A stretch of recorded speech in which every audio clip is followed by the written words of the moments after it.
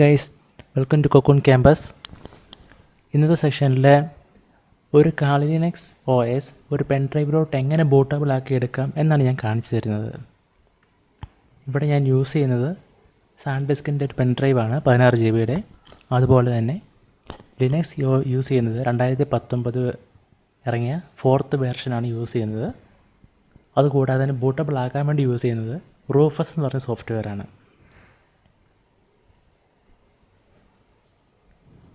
റൂഫസിന് 3.8 എന്ന് പറഞ്ഞ വേർഷനാണ് ഞാനിപ്പോൾ യൂസ് ചെയ്യുന്നത്.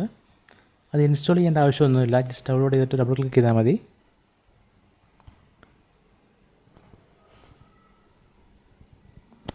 ഇവിടെ കാണാം, സെലക്ട് ബട്ടണിൽ ക്ലിക്ക് ചെയ്യുവാണെങ്കിൽ നമുക്ക് നമ്മുടെ ലോക്കൽ ഡിസ്കിൽ കിടക്കുന്ന ISO ഫയൽ ലോഡ് ചെയ്തെടുക്കാൻ പറ്റും.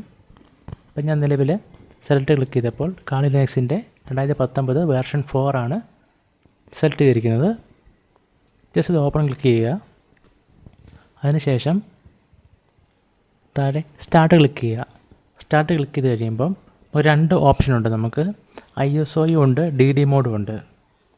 നമുക്കിവിടെ യൂസ് ചെയ്യേണ്ടത് DD മോഡാണ്.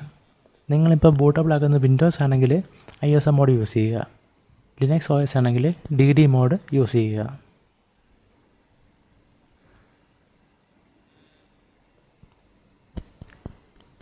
US bootable ആക്കിക്കൊണ്ടിരിക്കുകയാണ്.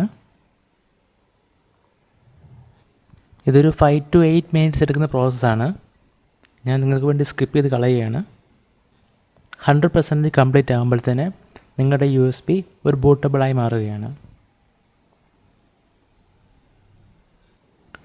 ഒരു USB ഡ്രൈവ് ഉപയോഗിച്ച് എങ്ങനെ നിങ്ങളുടെ കമ്പ്യൂട്ടറിലേക്ക് കാളി ലിനക്സ് ഇൻസ്റ്റാൾ ചെയ്യാമെന്നുള്ള വീഡിയോ ഞാൻ അടുത്ത സെക്ഷനിൽ ഇടുന്നതായിരിക്കും. നിങ്ങളതും വാച്ച് ചെയ്യുക.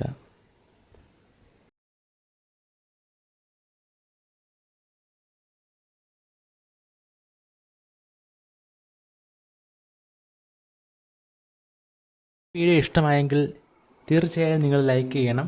അതുകൂടാതെ തന്നെ ബെല്ലൈക്കൺ അമർത്തണം, സബ്സ്ക്രൈബും ചെയ്യണം. മറ്റൊരു ഇൻട്രസ്റ്റിംഗ് വീഡിയോയുമായി നമുക്ക് അടുത്ത ദിവസം കാണാം.